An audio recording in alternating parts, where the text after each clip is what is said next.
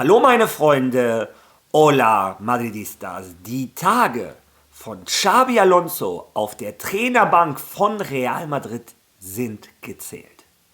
Laut dem AS, laut dem Direktor vom AS, José Félix Díaz, könnte Xabi Alonso sogar gefeuert werden, wenn wir am Sonntag in Alavés gewinnen. Naja, es wäre nicht das erste Mal, dass ein Real Madrid-Trainer nach einem Sieg gefeuert wird. Aber die anderen Zeitungen aus Spanien, Marca, Larguero, Cope, El Chiringuito etc. pp., sagen alle unisono das Gleiche. Sollte ein Xabi Alonso, sollte ein Real Madrid gegen Alavés nicht gewinnen, wird der Trainer gefeuert. Meine Meinung, alle Informationen, alle Quellen, wie ihr es kennt, seht ihr natürlich in diesem Video. Ansonsten haben wir noch eine Menge andere Themen rund um Real Madrid, die ich in diesem Video mit euch besprechen möchte. Unter anderem gibt es Neuigkeiten im Fall Negreira. Viele von euch haben danach gefragt. Wir schauen uns den Verletzungsstand unserer Spieler an. Es gibt eine sehr schlechte Nachricht und wiederum eine gute. Ansonsten unterhalten wir uns auch über die Strafen, die unsere Spieler gekriegt haben für die roten Karten gegen Celta Vigo. Wie ihr hört, ein vollgepacktes Video. Viel Spaß dabei.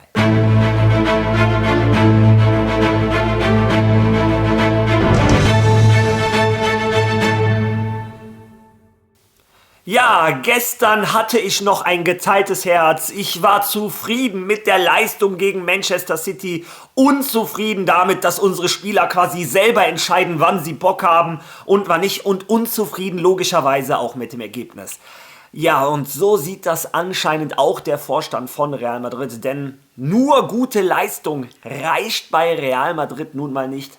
Auch die Ergebnisse müssen stimmen und Real Madrid durchlebt gerade eine der schlechtesten Phasen, was Ergebnisse angeht, seit Lopetegui Trainer von Real Madrid war. Also das ist schon dramatisch, aber dazu kommen wir später im Video. Unterhalten wir uns erstmal über die Aktualität. Die Aktualität vor der Niederlage gegen Manchester City war die Niederlage im Santiago Bernabéu gegen Celta Vigo. Wir erinnern uns vor allem an das schlechte Spiel von Real Madrid, aber auch an den Schiedsrichter, wo jeder, der zufälligerweise ein weißes Trikot hatte und an ihm vorbeigerannt ist, eine rote Karte kassiert hat. Ja, und diese rote Karten haben logischerweise Konsequenzen. Und da wir so viele Themen in diesem Video haben, versuche ich diese Informationen möglichst kurz zu halten. Da die Informationen 2 Spielesperre für Endrick, Carvajal und Carreras sowie 1 Spielsperre für Fran. Und 8 weitere Spieler sind die anderen Verletzten, die alle in Alavés fehlen. Aber ihr habt es gehört, für sein Diskutieren, Meckern, dafür, dass er ein weißes Trikot in Bernabéu anhatte,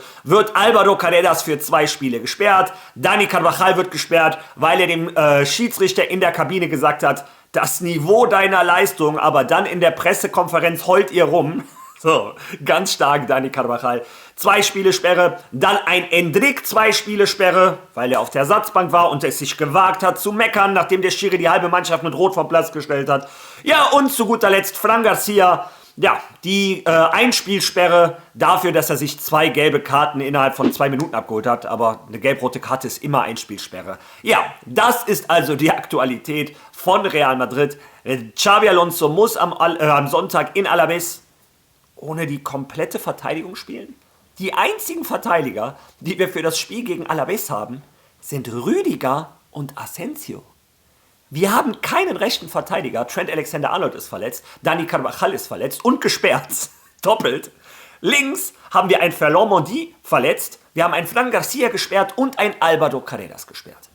Ein Camavinga ist auch noch verletzt, der die Position spielen könnte. Also keine Ahnung, wer am Sonntag linker Verteidiger bei Real Madrid spielt. Hat einer von euch Erfahrung und relativ hoch gespielt? Klopft mal bei Valdebebas an. Vielleicht kann Xabi Alonso euch gebrauchen. Ich bin leider Rechtsfuß und war nie linker Verteidiger, sonst würde ich mich tatsächlich anbieten. Ja, wie dem auch sei, ein bisschen Humor muss ja in diese Geschichte. Das sind die Sperren für die Spieler von Real Madrid. Ein Großteil dieser Spieler wird erst 2026 wieder für Real Madrid spielen. Ja, ein Spieler, der dieses Schicksal teilen könnte, ist der wichtigste Spieler im Projekt Xabi Alonso, ist der beste Fußballer dieses Planeten, ist Kylian Mbappé. Wir alle haben gehofft, dass er gegen Manchester City spielen kann. Morgens war ich noch sehr happy, als ich gelesen hatte, er hat es in den Kader geschafft. Aber wie ich gestern schon gesagt habe, das war ein Fake, das war ein Bluff von Xabi Alonso. Das Ganze wurde bestätigt von OK Diario. Lesen wir uns das zusammen einmal durch. Real Madrid ist besorgt um Kylian Mbappés linkes Knie. Der Franzose wurde für das Spiel gegen Manchester City nominiert, um für Ablenkung und Einschüchterung zu sorgen. Doch sowohl er als auch der Trainer Xabi Alonso wussten genau, dass er keine einzige Minute spielen würde. Der Grund dafür war seine Verletzung. Ein Einsatz gegen die Engländer hätte seine Verletzung verschlimmern und seinen Gesundheitszustand gefährden können. Der Morgen vor dem Spiel war für Madrid und Mbappé hektisch. Der Spieler begab sich nach Valdebebas, um sein Knie untersuchen zu lassen. Und es wurde beschlossen, eine zweite Meinung einzuholen. Beide Experten kamen zu dem Schluss, dass er nicht spielen könne und ein Einsatz ein erhebliches Risiko darstellen würde. Er wird auch das Spiel gegen Alaves verpassen. Nicht mit nach Talavera zum 16. Finale der Copa del Rey reisen, also doch 16., da habe ich mich gestern vertan, Entschuldigung. Und sein Einsatz gegen Sevilla im letzten Spiel des Jahres 2025 hängt von seiner Genesung ab. Doch jeder weiß, dass ein solches Risiko leichtsinnig wäre. Also, ihr habt es selber gehört oder gelesen. 2 Experten waren da vor dem Spiel gegen City und beide Experten haben gesagt, es wäre ein zu großes Risiko, wenn Kylian Mbappé spielt. Seit wann ist denn sein Knie betroffen? Ich dachte zunächst, das wäre der Ringfinger, den hat er gebrochen. Dann haben sie von muskulären Problemen geredet. Jetzt am Knie? Sind die muskulären Probleme am Knie? Also bei Knien gehen bei mir als Madrid-Fan die Alarmglocken an. Wir haben in den letzten Jahren genug Probleme mit den Knien gehabt. Naja, Kylian Mbappé fällt auf jeden Fall für das Spiel in Alaves aus. Wie ihr gehört habt, im 16. Finale des Pokals wird er auch nicht spielen. Das wundert mich nicht. Ich glaube auch, selbst wenn er fit ist, hätte er da nicht gespielt. Und gegen Sevilla muss man sehen. Ich glaube, Real Madrid wird kein Risiko eingehen. Ich kann mir auch vorstellen, dass wir einen Kylian Mbappé erst im Jahr 2026 wiedersehen. Ja, das ist die wirklich schlechte Nachricht. Eine etwas bessere Nachricht gibt uns Mario Cortegana, denn er hat gesagt, ein Dean Howson nach seiner mysteriösen Verletzung ist am Sonntag gegen Alaves wieder im Kader für Real Madrid. Das würde dann bedeuten, etwas Erleichterung. Eben habe ich noch gesagt, wir haben nur Rüdiger und Asensio. In dem Fall hätten wir auch einen Dean Howson, der kann aber keinen linken Verteidiger spielen. Vielleicht spielen wir dann mit einer Dreierkette und 2 sehr offensiven Außenverteidigern. Vielleicht spielt ein Raúl Asensio wieder den rechten Verteidiger oder einen linken Verteidiger und Fede Valverde rechts.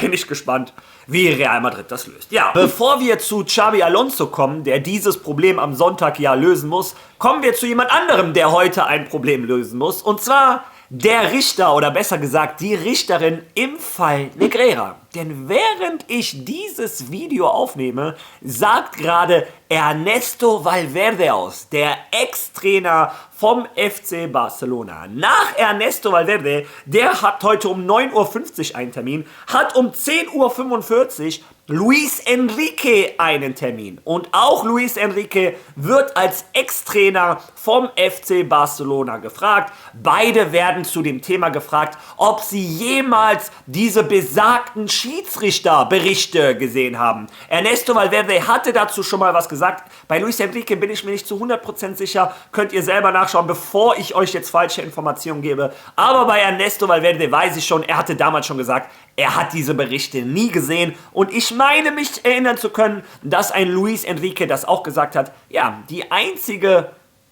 Ausrede, der einzige Strohhalm, an dem sich der FC Barcelona versucht, an einem lächerlichen Strohhalm, der niemals halten kann, versucht der FC Barcelona sich festzuhalten, dass Negreira bezahlt wurde für Schiedsrichterberichte. Jemand, der das Ganze am stärksten von allen verteidigt hat, wie denn auch nicht, ist Joan Laporta, denn er hat das Gehalt von Negreira vervierfacht. Ja, und heute ist der Tag der Wahrheit für den Präsidenten vom FC Barcelona. Denn heute um 11:30 Uhr muss Joan Laporta auch vor der Richterin aussagen. Ich bin gespannt, ob er Meineid leistet, ob er lügt ob er tatsächlich an seiner Geschichte festhält, die vorne und hinten wackeliger ist als Fran Garcias Beine, wenn der alleine auf den Torwart zuläuft. Also, bin ich gespannt. Morgen bestimmt Informationen zu den Aussagen von den 3 Zeugen. Hier auf dem Kanal erfahrt ihr natürlich alles Wichtige dazu. Ach ja, und wenn wir schon mal bei dem Thema sind. Der Präsident des FC Barcelonas muss heute vor Gericht aussagen wegen dem größten Skandal in der Geschichte des spanischen Sports. Und der Marca, einfach nur den Marca, aber ich könnte den AS genauso nehmen, als Beispiel des Marcas, die Madrid-Presse, die sind ja angeblich für Real Madrid, wobei ich euch schon oft genug gezeigt habe, die hassen Real Madrid. Aber schaut mal, welche Wichtigkeit die diesem Thema zugestehen. Schaut mal, ich habe es parallel so ein bisschen laufen lassen, wo diese Information steht. Nicht auf der Titelseite und die ersten 10 Seiten voll mit dem größten Skandal der Geschichte des Sports in Spanien. Nein, ganz, ganz weit unten, fast am Ende, da musst du richtig lange scrollen, um was zu finden. Damit ihr seht, wer die Presse in Spanien in der Hand hat. Ja, ich sag mal, die etwas mehr als 7 Millionen, die FC Barcelona in die Presse investiert hat, hier seht ihr die Zahlungen nochmal, haben sich gelohnt. Ja, wie gesagt, der Richter musste eine Entscheidung treffen, Xabi Alonso muss eine Entscheidung treffen. Ja, und diese Entscheidungen, die Xabi Alonso am Sonntag trifft, entscheiden über seine Zukunft als Trainer von Real Madrid. Denn gestern, wie ich eben schon im Vorwort gesagt habe, alle großen Medienhäuser in Spanien haben die Information durchsickern lassen. Sollte Real Madrid am Sonntag nicht gewinnen, ist Xabi Alonso nicht mehr weiterhin Trainer von Real Madrid. Der Erste, der diese Information gestern gebracht hat, ist José Luis Sánchez. Der arbeitet zwar auch für El Chiringuito, von Chiringuito halte ich gar nichts, habe ich euch schon oft genug gesagt, aber José Luis Sánchez, das ist jetzt kein Journalist, der 200 Nachrichten im Jahr rausbringt, von denen 100 gelogen sind. Der bringt sehr selten eine Nachricht. Er hat eine direkte Beziehung zum Vorstand von Real Madrid. Was er sagt, ist in der Regel richtig. Also, auch wenn ich El Chiringuito nicht mag, auch ein blindes Huhn findet mal ein Korn, ihr kennt den Spruch. Und in dem Fall, José Luis Sánchez ist ein seriöser Journalist. Das einzige Unseriöse ist, dass er halt auch mit diesem Programm zusammenarbeitet. Ja, er hat gestern diese Information geteilt. Achtung, Real Madrid reist am Sonntag nach Vitoria zum Spiel gegen Deportivo Alavés. Für Xabi Alonso steht alles auf dem Spiel. José Luis Sánchez berichtet. Ja, sollte es den Königlichen am kommenden Sonntag nicht gelingen, Deportivo Alavés im Mendizorroza zu besiegen, wird Xabi Alonso nicht mehr Trainer von Real Madrid sein. Ja, und wie gesagt, er war abends dann auch noch im Chiringuito und wurde speziell nochmal dazu gefragt. Hören wir uns die Antwort von ihm an. Wovon hängt es ab, ob Xavi bleibt oder nicht? Vom Gewinnen. Es ist so einfach wie gewinnen und das nächste Spiel gewinnen, denn die Lage ist sehr komplex. Und tatsächlich, du hast es ja in den letzten Wochen immer wieder gesagt, dass das Schlüsselwort Geduld war. Aber nur 2 von 8 Spielen bei Real Madrid zu gewinnen, lässt die Geduld eben schwinden. Sie hat eine Grenze, die Eindrücke der Mannschaft, bestimmte Entscheidungen auf dem Spielfeld, die körperliche Verfassung, der Einsatz bestimmter Spieler. Und dieser Cocktail aus schlechten Entscheidungen, der körperlichen Verfassung, dass es Spieler gibt, bei denen nicht die entsprechende Leistung abgerufen wird. 2 Siege in 8 Spielen und eine negative Grundstimmung, gepaart mit der Tatsache, dass Real Madrid gewinnen muss und es nicht tut, hat dazu geführt, dass alles in einen Topf geworfen wurde. Und jetzt hängt es davon ab, ein Spiel zu gewinnen und das nächste, um Zeit zu gewinnen, wenn er seiner Etappe bei Real Madrid kein Ende setzen will. Ja, gewinnen. Das ist das, was ein Xabi Alonso im Trainerposten hält. Aber nicht nur José Luis Sánchez, sondern auch AS, Marca etc. sagen, es reicht nicht nur ein Sieg gegen Alavés, sondern auch ein Sieg in Talavera ist Pflicht im Pokal und auch gegen Sevilla. Alle 3 Spiele muss ein Xabi Alonso gewinnen, wenn er weiterhin Trainer von Real Madrid sein möchte. Real Madrid ist zwar zufrieden damit, das hat ein Fabrizio Romano auch gesagt, die sind zufrieden, dass die Mannschaft ein anderes Gesicht gezeigt hat, mehr Leistung gezeigt hat. Die sind zufrieden damit, dass nach einer Niederlage 4 Spieler Interviews gegeben haben und alle sich komplett hinter den Trainer gestellt haben. Und dabei waren so große Gewichte der Kabine dabei, wie ein Courtois oder ein Bellingham. Das sind natürlich gewichtige Aussagen. Auch ein Rodrigo, aber auch ein Raúl Asensio, die haben sich alle komplett hinter Xabi Alonso gestellt. Damit ist der Vorstand zufrieden. Aber der Vorstand möchte Siege. Und Real Madrid ist nicht die UNO, es geht nicht darum, dass wir alle gute Freunde sind und was auch immer. Bei Real Madrid geht es darum zu gewinnen. 2 Siege in den letzten 8 Spielen. Wie gesagt, das gab es seit der Ära Lopetegui nicht mehr und der ist dann auch direkt geflogen. Ja, und jetzt meine Meinung zu diesem ganzen Thema. Das ist ein absolutes No-Go.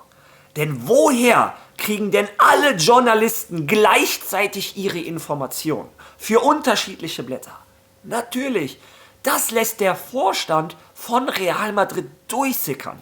Wahrscheinlich um Druck auf die Kabine, um Druck auf den Trainer, was weiß ich zu machen.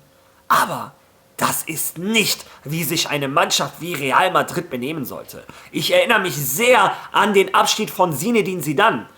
Der hat einen riesen Brief geschrieben und hat sich damals bedankt bei Real Madrid, bei Florentino Perez, den Fans etc. Aber auch da hat er durchsickern lassen, dass das keine Art und Weise ist, dass den Medien quasi durchgesickert wird, entweder du gewinnst oder fliegst. Wie soll denn ein Xabi Alonso sich jetzt darauf konzentrieren, die Mannschaft bestmöglich weiterzuentwickeln, wenn sein einziges Ziel jetzt sein muss, ich muss jetzt irgendwie auf Krampf diese 3 Spiele gewinnen? Also für mich ist das eine absolute Unart. Ich würde mich nicht wundern, wenn Xabi Alonso irgendwann von alleine sagt, wisst ihr was, Leute, auf den Scheiß habe ich keinen Bock. Wir sehen uns. Ja. Und den ganzen Scheiß, sorry, dass ich das so nennen muss, noch die Krone aufzusetzen, kam abends im El Larguero José Félix Díaz. Der Direktor vom AS, also derjenige, der die meisten Informationen da hat. Ja. Und ohne lange zu quatschen, hören wir uns mal an, was er gesagt hat. Xabi hängt am seidenen Faden? Ja. Eine Meldung unserer Kollegen von der Diario AS. Ich öffne gerade die Titelseite von AS.com, unterzeichnet vom Direktor der Diario AS, José Félix Díaz, der bei uns in der Sendung ist. José Félix, hallo, guten Abend. Guten Abend, Manu und Kollegen. Wie geht's?